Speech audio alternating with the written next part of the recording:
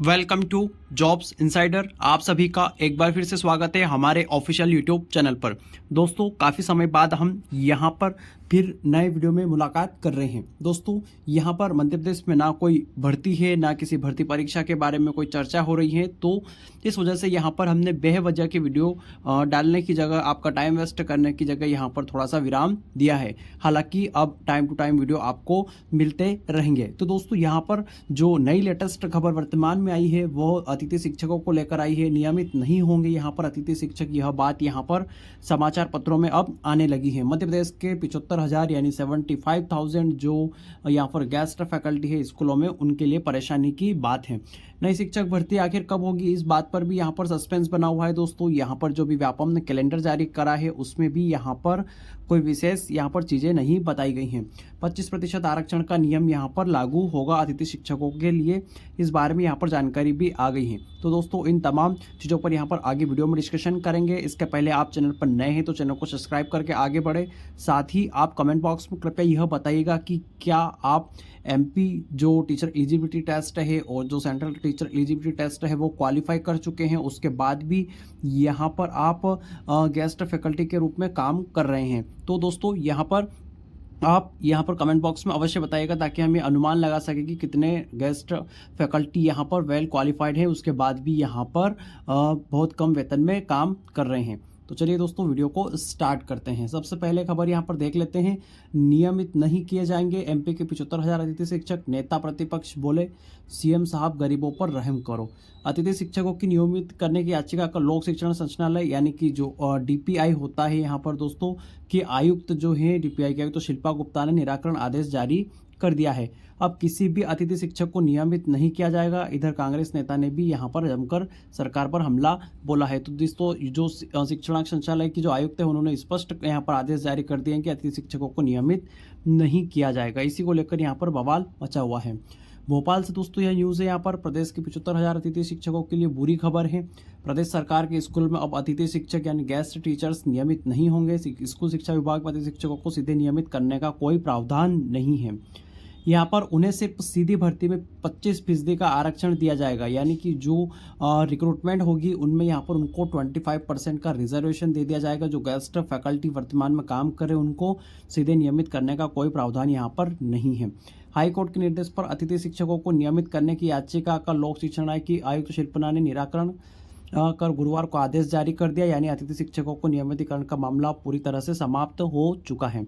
हालांकि दोस्तों चीज़ों को दो नज़रिए में देख सकते हैं। पहला ये कि अगर अतिथि शिक्षक को ही यहाँ पर रेगुलर कर दिया जाएगा तो फिर जो दूसरे बंदे हैं जो ओपन तैयारी करके यहाँ पर काबिल लोग जो हैं एग्ज़ाम निकाल के आते हैं उनका क्या होगा। और दूसरी चीज़ ये है कि अगर इन्हीं अतिथि शिक्षकों से यहाँ पर रेगुलर शिक्षकों का काम किया जाता है, उनको रेगुलर नहीं किया जाता है तो उनके लिए भी बड़ी समस्या है। तो सरकार के लिए दोनों तरह से समस्या है दोस्तों, लेकिन मेरा ऐसा मानना है कि अतिथि शिक्षकों को जो आरक्षण मिल रहा है वो चीज़ें सही है, यानी कि आपको यहाँ पर 25% जो रिजर्वेशन मिल रहा है, उसके बाद आप ओपन एग्ज़ाम में बैठिए और एग्ज़ाम को दोस्तों यहाँ पर आप क्वालिफाई करिए। अगर आप योग्य हैं तो आप इन अपनी योग्यताओं को यहाँ पर प्रदर्शित कीजिए और आप चयनित हुई है। हालांकि ऐसा कभी भी नहीं होगा कि अतिथि शिक्षकों को सीधे नियुक्त किया जाएगा। दोस्तों यह दोनों पार्टियों की तरफ से चुनाव के समय में दिया जाने वाला लॉलीपॉप है, जब यो कभी भी साकार नहीं होगा, क्योंकि ऐसा हुआ तो रेगुलर भर्ती यहाँ पर सरकार को बंद करनी पड़ेगी और अतिथि शिक्षकों की भर्ती के लिए यहाँ पर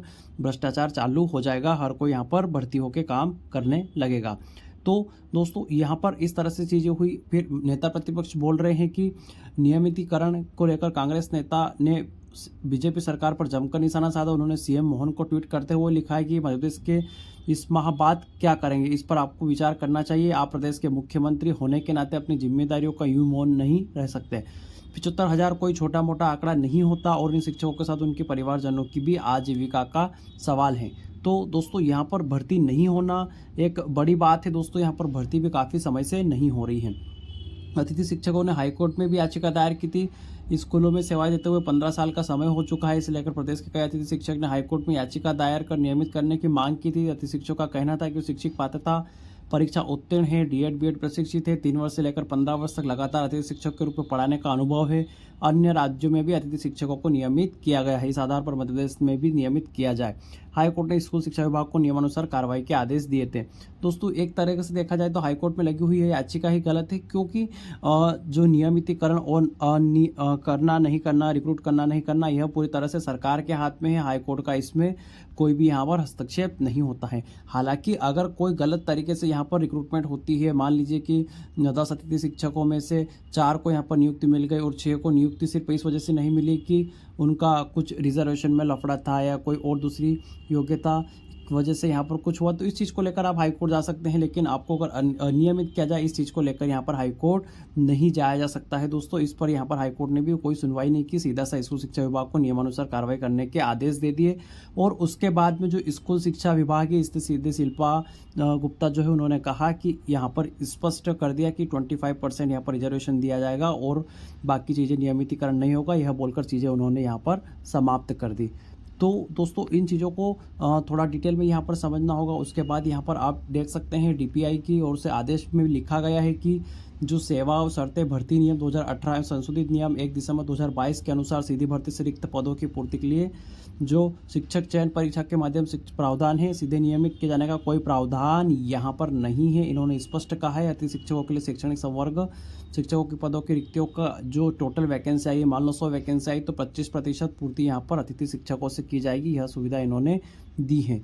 और यहाँ पर जिनके द्वारा न्यूनतम 3 शैक्षणिक सत्रों में, यानी जो 3 वर्ष से लगातार पढ़ा रहे हैं, 200 दिन मध्य प्रदेश शासन द्वारा संचालित सरकारी स्कूल में अतिथि शिक्षक के रूप में कार्य किया है, लेकिन अतिथि शिक्षक के लिए आरक्षित पदों की पूर्ति की स्थिति में रिक्त पद रह गए, पात्रताधारी परीक्षा से भरा जाएगा। हालांकि ऐसा कभी नहीं होता है कि यहाँ पर आपकी वैकेंसी वैकेंट रह जाए, क्योंकि बहुत सारे लाखों कैंडिडेट यहाँ पर भिड़े हुए हैं तैयारी करने में। तो दोस्तों अतिथि शिक्षकों से रिलेटेड यह यहाँ पर न्यूज़ थी। आपका क्या सोचना है इसके बारे में कमेंट बॉक्स में कमेंट करके प्रदेश की जनता अपना मूड अवश्य बताइएगा। चुनावी माहौल प्रदेश में गर्म है और लोकसभा चुनाव यहाँ पर जारी है। तो दोस्तों वीडियो में यहाँ तक बने रहने के लिए आप सभी का धन्यवाद। नमस्कार।